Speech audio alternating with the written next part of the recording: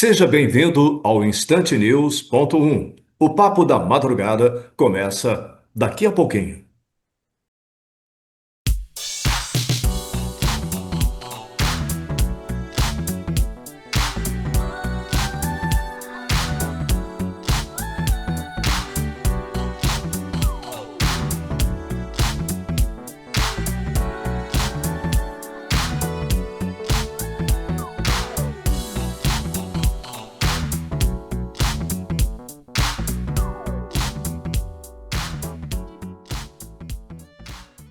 É muito bom ter você por aqui para mais um papo da madrugada. Muito boa noite, meu companheiro Marcelo Campos. Boa noite, Ronaldo. Vamos esclarecer bem esse negócio de companheiro, hein?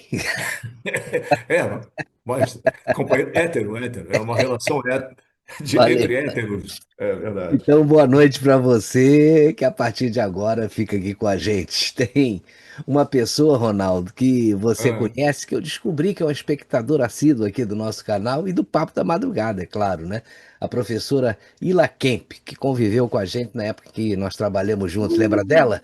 lembro. Grande professora Ila Kemp. Fica aqui o nosso abraço, professora, e um beijo também. É isso aí, Beijo. beijão, Ila. Valeu.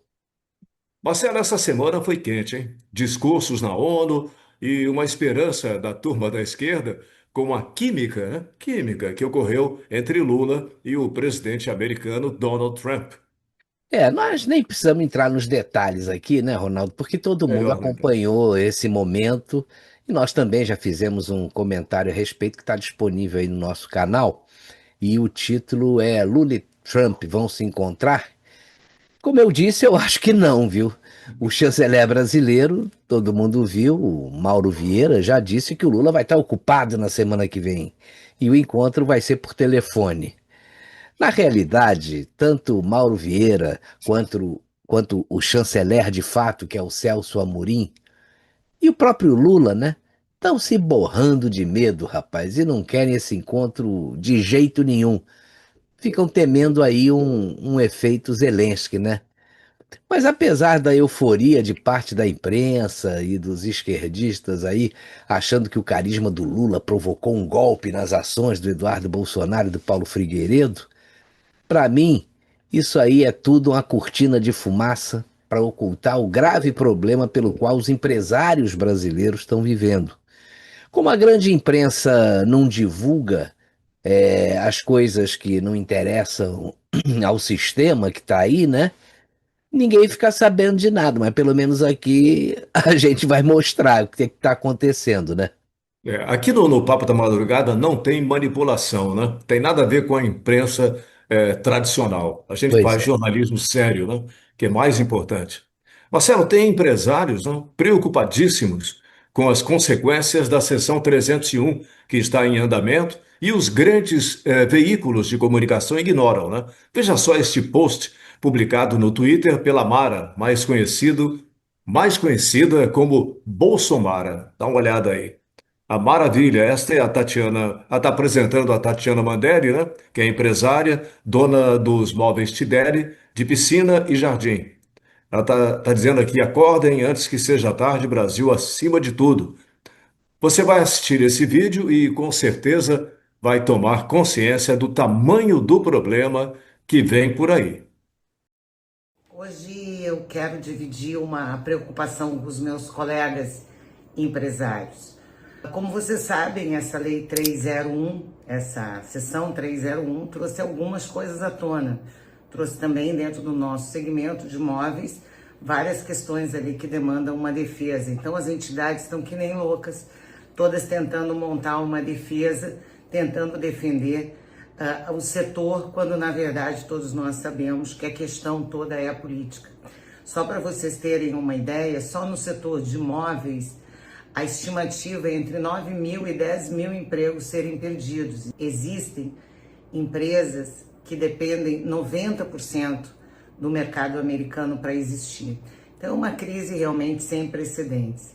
Nós estávamos conversando aí com a entidade para a contratação, enfim, de uma defesa e tudo isso, que evidentemente se faz necessário, Mas eu acho que nós, empresários, deveríamos acordar para o real problema. O que está acontecendo é político.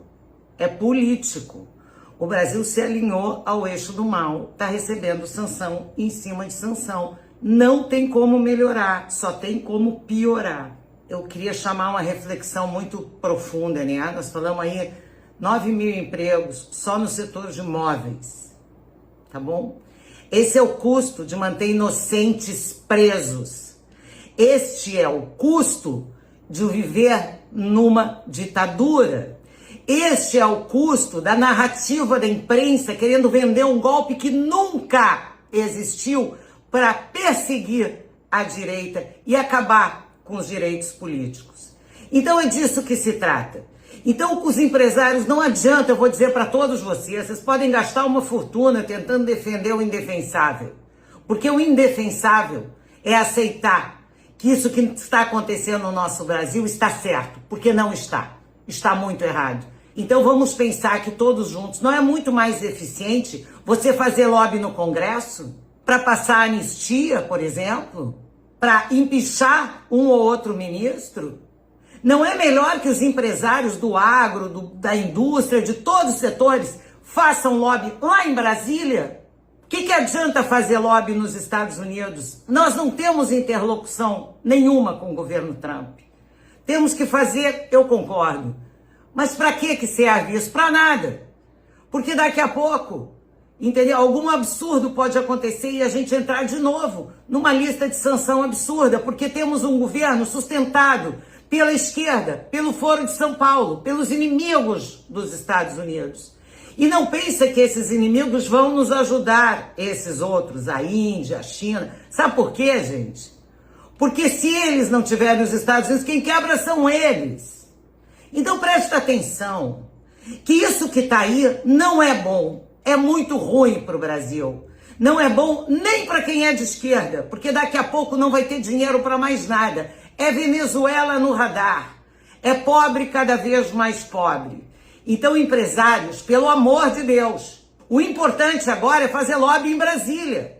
É ligar para aquele deputado, para aquele senador, para aquele governador, né, Eduardo Leite? Porque vocês sabem que esses 9 mil empregos vão ser perdidos no Rio Grande do Sul. E cadê o seu Eduardo Leite, filhotinho do Jorge Soros, dizendo bom, Alexandre de Moraes está certo, sem anistia. E os gaúchos perdendo emprego, perdendo safra, perdendo propriedade. Nós estamos dentro de um problema geopolítico que envolve o mundo todo. As ameaças do Trump são aqui, são na China, são na Índia, são em todos os inimigos. O tempo todo. Porque eu cheguei a ouvir do próprio presidente da CNI que as tarifas poderiam ser revistas porque o Trump estava equivocado. Será que algum empresário nesse país realmente acha que é possível o presidente dos Estados Unidos da América, que é o maior setor de inteligência do planeta, estar mal informado? Oi? Pior é quem se informa pela Rede Globo, porque essa já está na hora de receber sanção, não é? Então presta atenção, você que é empresário. Muita atenção agora. O que você tem que fazer para resolver a tua vida não é pegar um avião e ir para os Estados Unidos. É pegar o telefone e ligar para o seu senador, para o seu deputado e fazer pressão no Congresso. Que é lá que você vai resolver. O problema não é nos Estados Unidos, o problema é aqui no Brasil. Será que alguém ainda não enxergou isso? O problema não é os Estados Unidos. Não está lá a solução. Isso é só reflexo do problema que está aqui dentro. Que tem gente inocente sendo presa. Um absurdo de um rapazinho que está preso pelo Rio de Janeiro para fazer uma prova em Brasília. Uma prova em Brasília. E aí ele está preso e foi num velório da avó sem segurança. Não bota segurança para traficante nesse país. E você acha que isso está certo? E se a gente não for empresário e não for para a rua, sabe o que vai acontecer? Vamos acabar. Eles vão acabar conosco. E ainda vão te dar sorrisinho. É isso que eu estou dizendo. É muito sério. E a pressão dos empresários tem que ser em cima do governo. Em cima dessa CPI. Em cima dessa roubalheira. Em cima desses congressistas. Para fazerem o que precisa ser feito. para passarem leis que nos protejam, leis que protejam inocentes que estão presos. Porque enquanto eu estiver aqui, eu sempre vou defender os inocentes. Porque os inocentes, ainda mais inocentes pobres e úteis, como esse Alexandre de Moraes usou, pegando qualquer pessoa que estava naquela manifestação e enfiando na cadeia. Nós temos essa dor interna nesse país. Nós temos inocentes presos. E graças a Deus temos os Estados Unidos para olhar. Porque a grande maioria quer jogar o problema para baixo do tapete como se ele não existisse. Então, por favor, você que é empresário de norte a sul do Brasil, começa a pressionar. E pressiona muito. Porque só assim, nós vamos salvar esse Brasil. De outro jeito, prepara a mala, velho. A tua empresa, os teus dólares e foge. Porque esse país nunca mais vai ser próspero. Incrível, né? Realmente impressionante o depoimento dela, né, Marcelo? Olha, Ronaldo, a investigação da Seção 301 que está em andamento nos Estados Unidos não é brincadeira. E todos nós vimos aí que a empresária alerta para as consequências econômicas graves dessa investigação, que pode aí impactar diretamente mais de 10 mil trabalhadores só no Rio Grande do Sul, né? Ela está corretíssima aí ao afirmar que não se trata de uma questão técnica ou empresarial, mas a questão é política, né? E por isso, contratar escritórios de advocacia nos Estados Unidos pagando fortunas não vai resolver o problema. E ela está apelando, né, à classe empresarial e com razão para pedir a união e a pressão sobre o nosso Congresso. São os deputados e senadores nossos que precisam ser pressionados para aprovar a anistia, vista como a única forma de pacificar o país. Você viu aí que ela criticou a esquerda e o Foro de São Paulo, né, afirmando que o Brasil virou refém de um projeto de poder de esquerda, que na visão dela, e vou te dizer na minha também, não considera os verdadeiros interesses do país. O recado final foi claro, né? Apesar da conclusão ser dramática. Caso não tenha uma reação forte, ela sugere que é melhor cair fora do país enquanto é tempo, né? Porque se isso for adiante, aí é que não vai ter mais jeito. O recado dela foi muito claro, né? Não tem como dizer o contrário. Agora, os empresários brasileiros precisam se engajar, né, num movimento de mobilização muito forte para transformar essa indignação em pressão legislativa.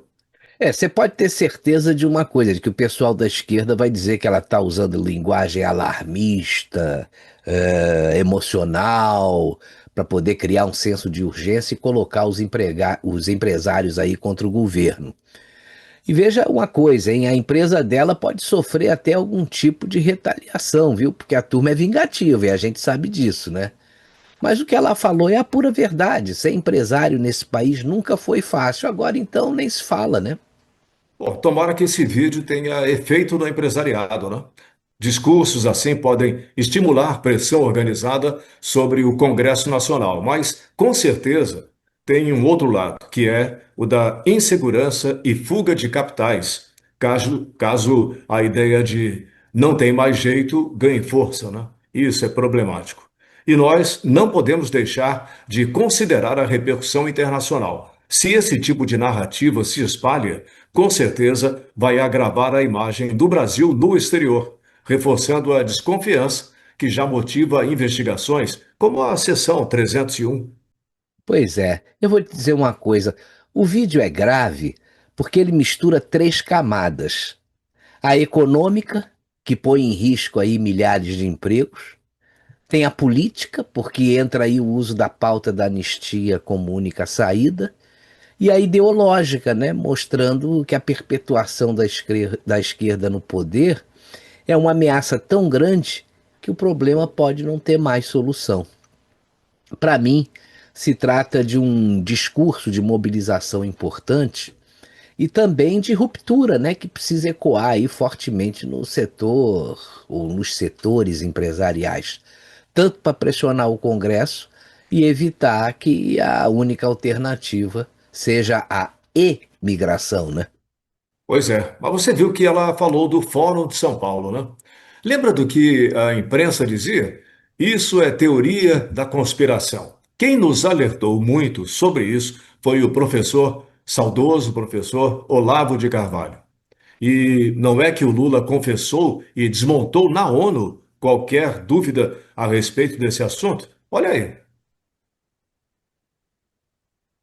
Bom, temos aí o slide. Você está conseguindo ler? Leio, pode deixar que eu leio. Por favor. Aham. A publicação foi do Rubinho Nunes, né?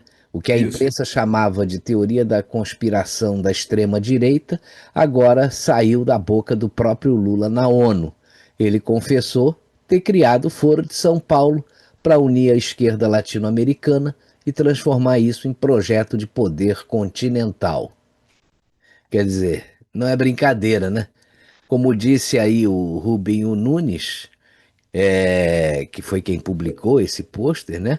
Da teoria da conspiração para a realidade, quando se trata da esquerda, é sempre uma questão de tempo. E a imprensa chapa branca, ela não fala mais sobre o assunto, né? Na época criticava o Olavo de Carvalho, rapaz, como se ele fosse um débil mental. E também as pessoas da direita que sempre denunciaram essa conspiração aí, que estava por trás do Foro de São Paulo. Mas a verdade sempre vem à tona, né? E eu só não esperava que ela viesse da boca do próprio Lula. Porque esse episódio aí, ele é emblemático por alguns motivos, né? Durante anos, tanto o presidente Lula quanto os setores da imprensa sempre minimizaram e até ridicularizaram a existência e relevância do Foro de São Paulo. Eles tratavam isso como teoria da conspiração, como a gente falou. Entretanto, ao admitir em um evento internacional que foi ele mesmo quem criou o grupo, o Lula dá uma espécie de confirmação oficial de alguma coisa que a direita e os pensadores, entre eles o Olavo de Carvalho, sempre denunciaram. Quer dizer, o ponto central não é apenas a criação do Foro de São Paulo, mas o reconhecimento público, mesmo tardio, da sua existência e autoria, né, depois de décadas aí de negação. E para mim, isso reforça duas coisas. A primeira é a percepção de que a imprensa brasileira, em grande parte, atuou aí de forma chapa branca, negando as informações que hoje se revelam aí verdadeiras. E segundo, é que a ideia do discurso crítico da direita sobre as estratégias de poder da esquerda, sobretudo aqui no continente, tinha muito fundamento, ainda que tenha sido desqualificada por anos, né? Em resumo, Ronaldo, a confissão do Lula, ela não só expõe uma contradição pessoal e política, como também funciona como um ato involuntário aí de validação dos seus opositores. É um daqueles casos em que a narrativa oficial acaba ruindo diante da própria fala do protagonista, sabe como é que é? As É. mentiras que a esquerda conta sempre vêm à tona. O problema é que só vem muito tempo depois, né? O que dá margem a esse pessoal para continuar enganando as pessoas. E com a ajuda dessa imprensa chapa branca e oficial e baba-ovo, essas mentiras costumam durar muito tempo, É, infelizmente. tem um outro fato, né, Marcelo, que deixou muita gente perplexa. Foi essa denúncia da Procuradoria-Geral da República contra o Eduardo Bolsonaro e o Paulo Figueiredo, jornalista, né, por coação, devido à atuação deles nos Estados Unidos. O Procurador-Geral da República, Paulo Gonet, não incluiu o ex-presidente Jair Bolsonaro nessa denúncia. E ele está preso preventivamente em casa, justamente em razão de ter enviado dinheiro para o filho nos Estados Unidos. E agora, como é que fica, hein? Pois é um negócio, rapaz, é absurdo, né? Olha, vários advogados com quem eu conversei dizem que o Bolsonaro tem que ser solto imediatamente, porque ele não está em prisão domiciliar por causa do suposto golpe, e sim por essa denúncia aí. E, ao que tudo indica, seria formalizada contra ele. Mas, como sempre, o que a gente percebe é que não conseguem provar nada contra o Bolsonaro, né, rapaz? E aí os seus algozes, eles encontram rapidamente aí uma maneira de tirar a sua liberdade ou de afastá-lo da cena política, né, que é o maior interesse. Do meu ponto de vista, os advogados do ex-presidente, eles nem precisariam solicitar a revogação da prisão, porque essa tinha que ser uma iniciativa do juiz do caso, né? Mas, em se tratando aí de Alexandre de Moraes, Você acha que ele vai facilitar as coisas? É claro que não, Marcelo.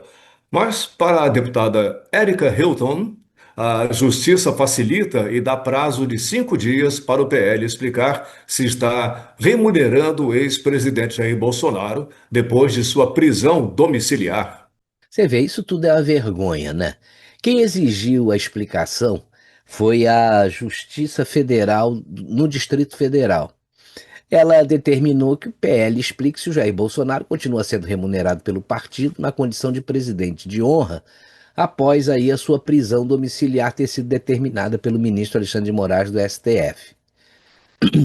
Veja bem, é, esse é um problema do PL, no meu ponto de vista, e não da juíza Liviane Vasconcelos, que à frente aí desse caso.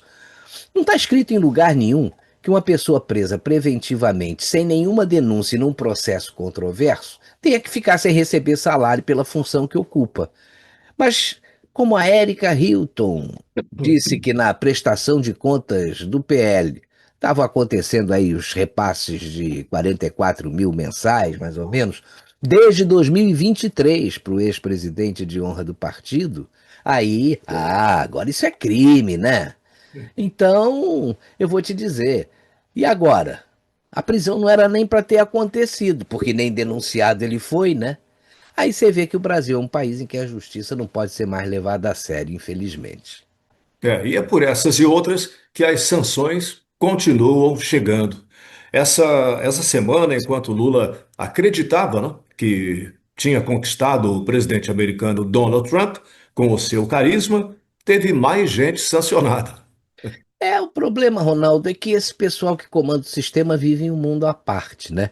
Só na cabeça deles passa que é possível burlar a lei Magnitsky, que contratando lobistas a peso de ouro aí, pagos com nosso dinheiro para defender o Alexandre de Moraes, que não é função nem da AGU, lá nos Estados Unidos, vão reverter aí as sanções e outras doideiras mais. O Marco Rubio, por exemplo, já mandou vários recados. Um deles foi esse aqui. Olha lá o que ele disse. Marco Rubio diz que aliados que protegem Moraes serão responsabilizados pelos Estados Unidos. É isso aí. E o jornalista Paulo Figueiredo fez um ótimo resumo das sanções aplicadas essa semana. Dá só uma olhada. Aqui na minha tela está um pouco nublado. Marcelo, lê para mim a partir daí da sua Tá, tela. ele diz aqui o seguinte, a gente está vendo aí o post.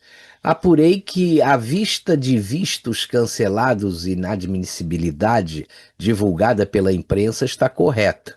Com isso, os vistos cancelados hoje foram Jorge Messias, né?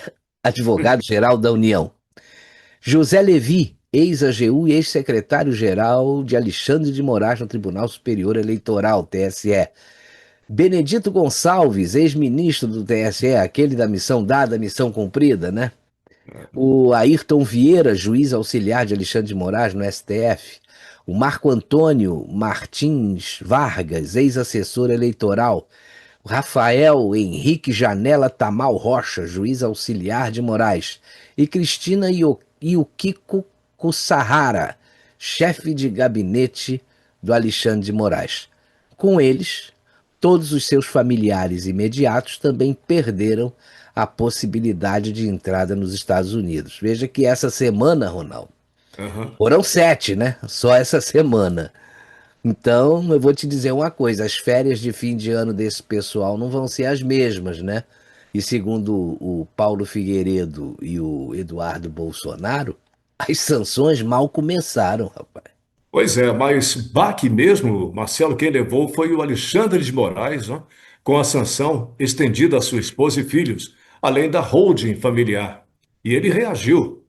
Moraes diz que sanção dos Estados Unidos contra sua esposa é ilegal e promete não recuar. Olha, ele pode até não recuar, mas na medida em que o tempo passa, as coisas vão ficar muito mais difíceis para ele e para os negócios da família. E ele vai acabar sentindo na própria pele o que ele fez com muita gente que nem teve direito de defesa.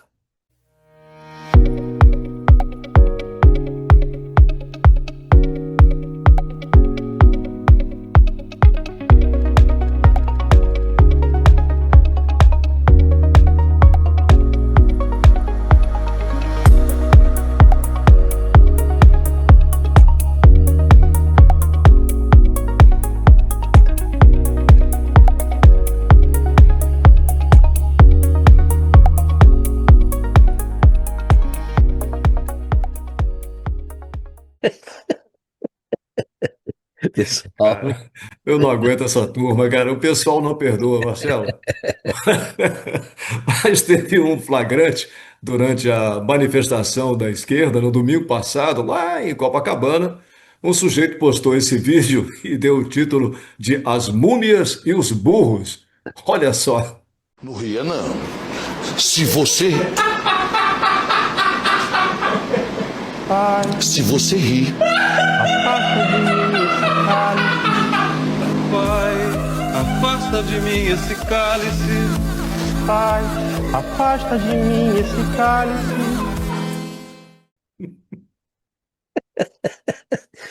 ai, não, não pode rir, hein, Ronaldo? Nossa, É brincadeira, rapaz. Mas o melhor da semana, você sabe que foi o post feito pelo pessoal do Asneiro com inteligência artificial, rapaz. Eles botaram, são só pra muito você ter uma bons. ideia, o Lula no piano, a Janja nos vocais e o Alckmin na bateria num bar em Nova York. E o Alckmin tinha papel duplo, porque além de baterista, ele atuava também como carregador da primeira-dama, rapaz. Dá uma olhada nesse vídeo aí.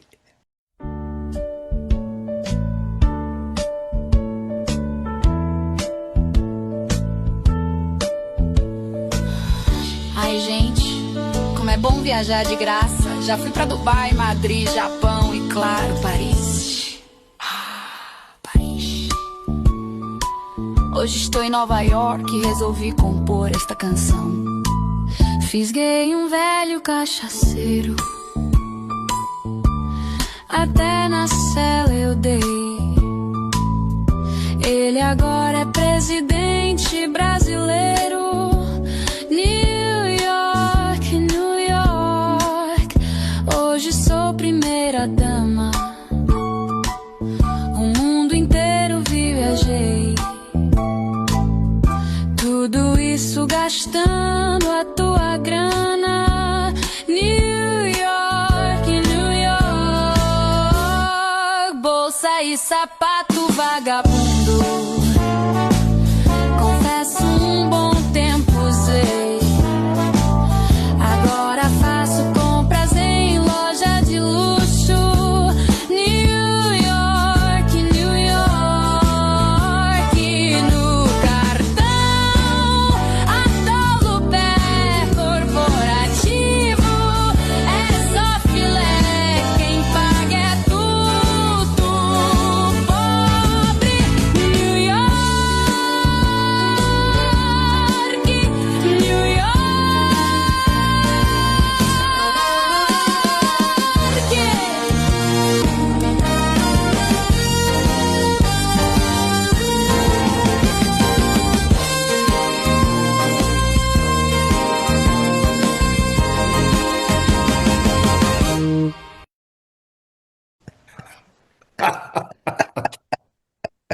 Brasil, não dá para aguentar, cara. E foi legal ver o Lula tocando piano com 10 dedos, né? Rapaz, a inteligência artificial consegue tudo, pô. Agora, realmente é imperdível esse vídeo. E É, nós ficamos por aqui, Marcelo. É melhor a gente ficar por aqui. Foi muito bom ter a sua companhia. Abraços para você também. E um grande abraço. Marcelo, até sábado. até sábado, Ronaldo. Valeu, um forte abraço aí pra você. E um abração pra você que ficou aqui com a gente até agora, né? Semana que vem tem mais Papo da Madrugada. Tchau!